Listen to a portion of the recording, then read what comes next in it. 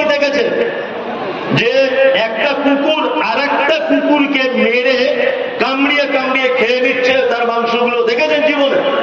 দেখতে পাবেন না, কখনই দেখতে পাবেন না। পৃথিবীর অন্য কোন প্রাণী অপরের সম্পদ চুরি করে নিতে পারে?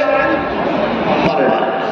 মানে এক কথাতে বোঝা যায় পৃথিবীর অন্যান্য সকল প্রাণী অপরাধ থেকে তারা মুক্ত, তারা কোনোদিন অপরাধে জড়িত হয় না। কিন্তু পৃথিবীতে একটি মাত্র প্রাণী আছে যারা বিভিন্ন অপরাধের সঙ্গে জড়িয়ে পড়ে, তার নাম মানুষ। এরা এত বড় অপরাধ করে যে ক্ষমার অযোগ্য। সোশ্যাল মিডিয়ার মাধ্যমে আপনারা দেখেছেন যে কিছুদিন আগে বিহার থেকে একটা মেয়ে তার একটা কুমারী মেয়েকে সাথে নিয়ে, তার একটা বাচ্চা ছেলেকে সাথে নিয়ে বিহার থেকে ট্রেনে উঠেছেন বহরমপুর, মুর্শিদাবাদে ডাক্তার দেখাতে যাচ্ছেন। রাত্রি 2টোর দিকে নেমেছে খাগড়াঘাট স্টেশনে। দেখেছেন সোশ্যাল মিডিয়াতে, তোলপাড় চলছে।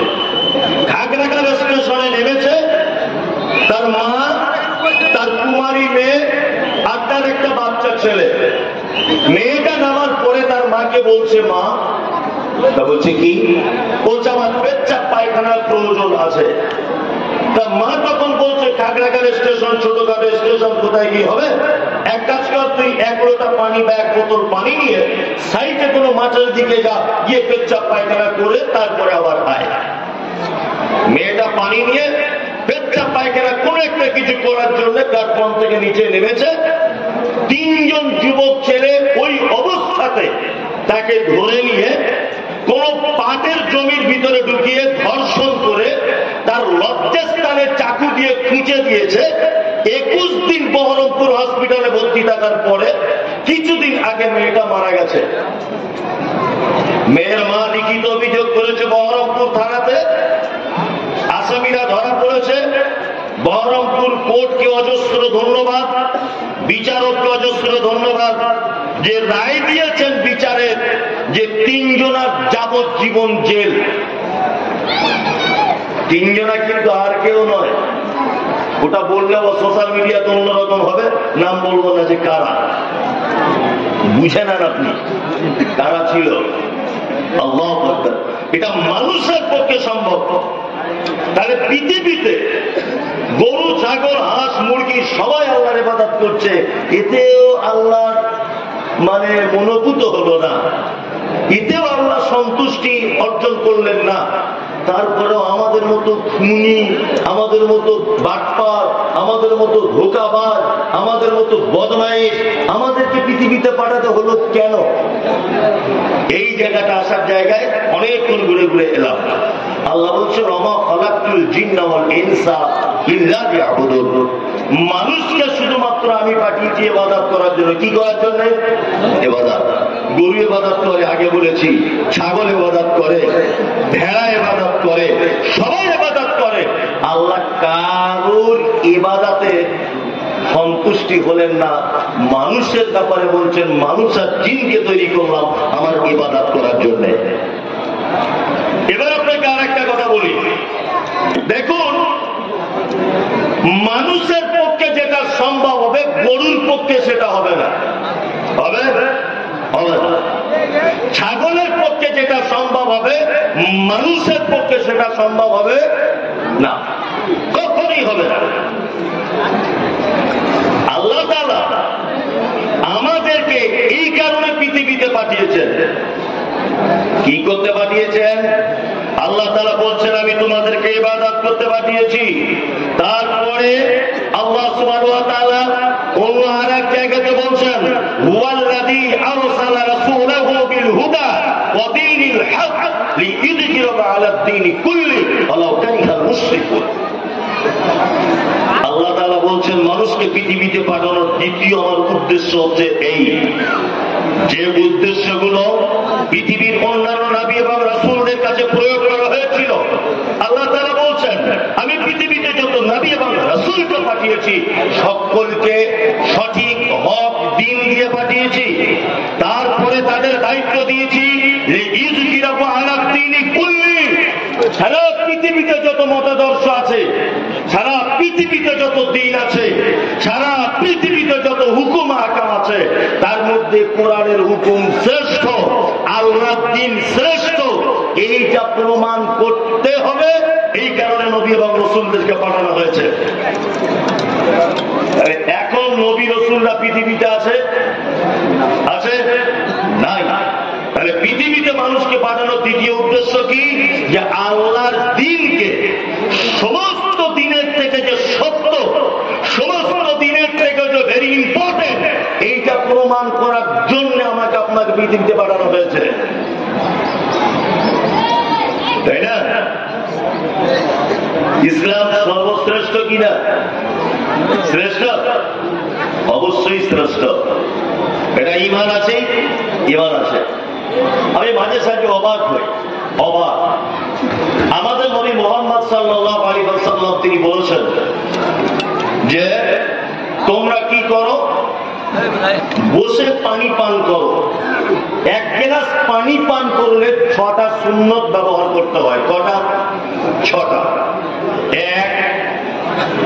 এক নম্বর হচ্ছে আপনাকে দেখে পান করতে হবে, বিসমিল্লাহ বলতে হবে, ডান হাতে পান করতে হবে, 3 নিঃশ্বাসে পান করতে হবে।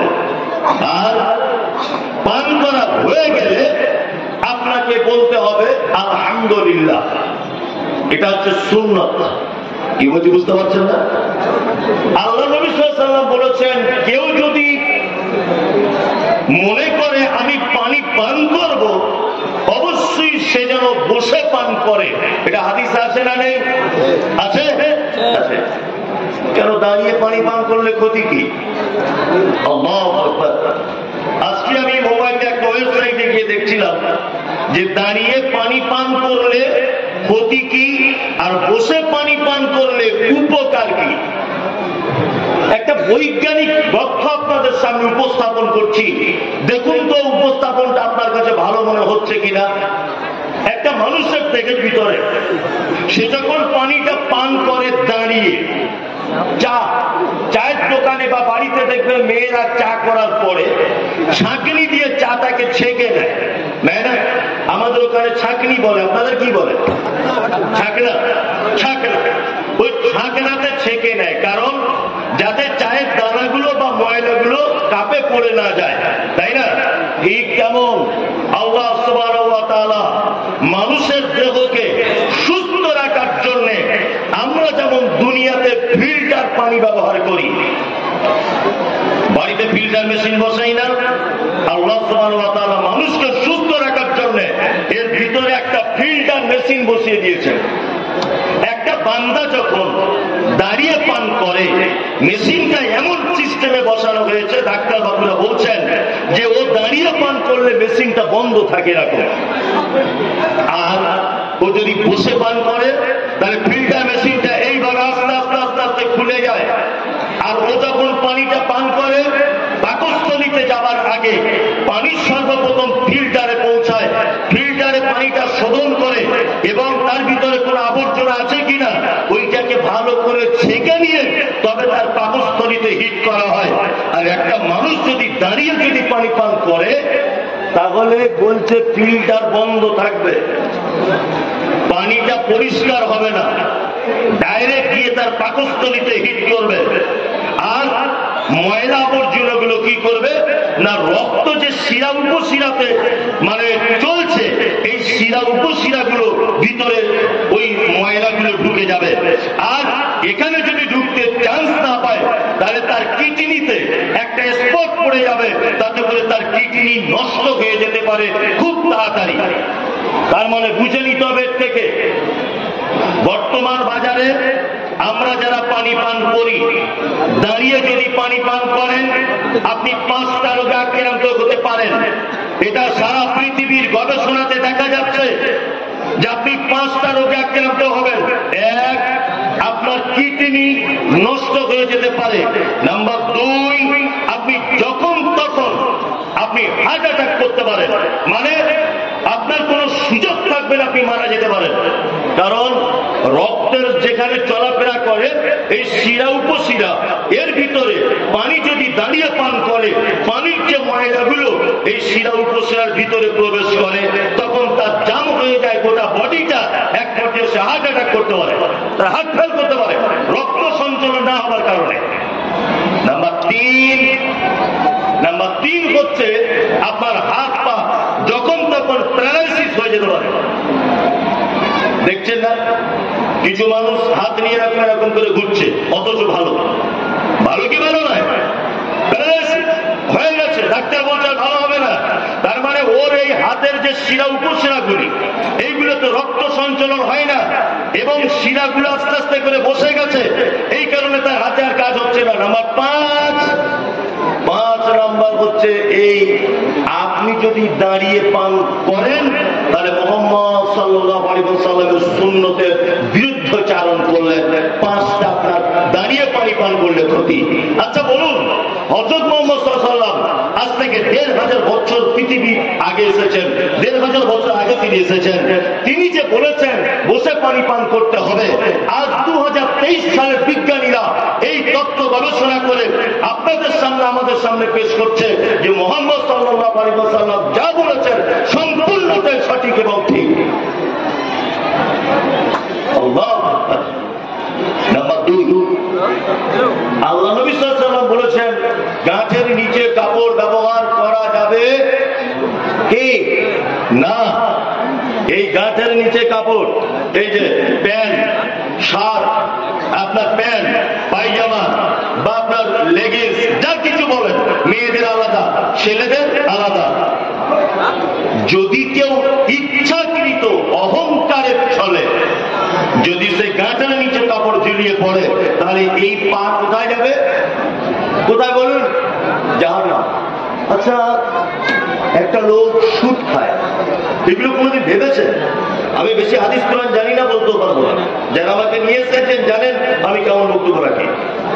যারা সুদ খায়, যারা ব্যভিচার করে, যারা অপরকে হত্যা করে, যারা অপরের সম্পদকে লুণ্ঠন করে, আচ্ছা বলুন তো এরা বড় পাপী না গাঁটের নিচে যে কাপড় ব্যবহার করেছে? হযরত মুহাম্মদ সাল্লাল্লাহু আলাইহি ওয়াসাল্লাম এই লোকটার ব্যাপারে যত কঠিন কথা বলেছেন, অন্যান্য লোকের ব্যাপারে, সাধারণ কোন পাপের ব্যাপারে এত বড় কথা বলেছেন না।